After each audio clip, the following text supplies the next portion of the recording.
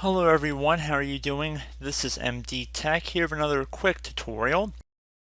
Today I'm going to show you guys how to resolve the issue where if you're getting an error saying that we couldn't complete the updates and it's undoing the changes. This is a somewhat common issue you might be having on your Windows device. So in this brief tutorial I'm going to show you guys how to resolve this without too much hassle. So we're going to jump right into it. So if you're getting that error and you've tried restarting your computer a few times, you're unable to get to the start menu or whatnot, what I want you to do is do a hard power turn off or hard power reset 3 times in a row, meaning using your power button, I want you to push in on the power button 3 times once your computer is turned on, turn it off, and then turn it back on, off again, and then on, and then off. So do that sequence 3 times in a row. This will launch the automatic repair utility that you see on the screen right here. So once we're on there, once we're onto this screen, it should say that your PC did not start correctly. Press restart to restart your PC, which we do not want to do here because we're going to end up in that same loop that we were in before. And you can also press the advanced option to try other options to repair your PC. I would select advanced options from this screen, so select the second option here. And then underneath choose an option, we have access to a few different troubleshooting utilities that we can get to by clicking on this middle tile that says troubleshoot, reset your PC, or see advanced options. You want to left click on that. And now you have a few different options, or at least even on this screen, you can actually just do a complete reset of your computer, which will reinstall Windows, which I don't recommend doing as one of your first options. But again, if one of the later options does not work for you, you can always go back and try this. But for right now, I'm going to go underneath advanced options, which should be the second tile. So now we have access to a large swath of different utilities we can use. If you're receiving a specific error, I would recommend you check out my channel if you're receiving a specific blue screen, because I address a lot of different command line fixes in this environment that could resolve your problem. If you're not experiencing a specific blue screen error and you're just getting the error that is described in the title of this video, we're going to go through a couple of different options here. The first one I would recommend is actually go to the System Restore tile in the top left, which, as most of you guys will be aware, will have the ability to restore back to an earlier saved restore point.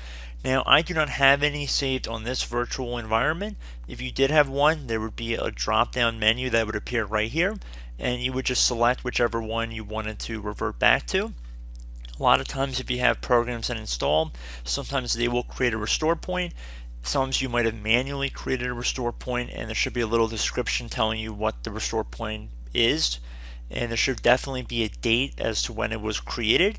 You just would typically want to restore back to the newest created one, and then you just would click on next, and it would be pretty automatic from there. It's not really that exciting, but that's definitely something that I'd recommend trying as one of your first methods.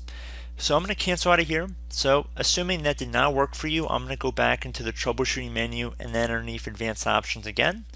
So we can go underneath Startup Repair, which is the bottom left tile, which will fix problems that keep Windows from loading. So you could run the Startup Repair utility. That does have a good amount of success as well. I'd say from my experience it works about 50% of the time.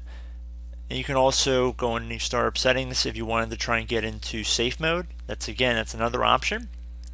If you had a system image backup via CD or DVD, you can go underneath System Image Recovery here, and then all you would do is pop in the CD or DVD from any recovery media that you might have created in the past. Since I do not have one for this example, we're not going to obviously do this method, but if you did, this is how you would access this prompt. And then as a last resort, you could always reset your PC.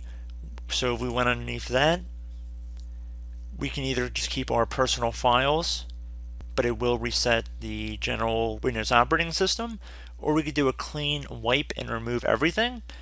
So again, those are a little bit more time consuming, and I recommend waiting on this until you've gone through and exhausted the other methods. But definitely that's more steps you can take. And as always, you can also wait to just let the Windows Update do its thing. Sometimes I found that just by letting it sit and run, maybe it'll take 20 or 30 minutes. That can also just automatically fix itself to a certain extent. But I would definitely see what you could do with these utilities. I believe we went over at least 4 or 5 different startup utilities we can use. And this screen should be accessible to just about everybody. If you do not have access to this screen, you're more than welcome to download the Windows 10 Media Creation Tool. Burn Windows 10 to a CD or DVD, which is very simple and straightforward to do. I have made videos on this channel in the past of doing it. It's completely free and through Microsoft Direct. At least at the time of this recording, it's been available for the last couple of years. And all you would do is boot your Windows to computer from that CD or DVD, and you'd be able to access these options as well. So just put that out there, food for thought. But I do hope that one of the methods in this video worked for you guys. And as always, thank you for watching, and I will catch you in the next video. Goodbye.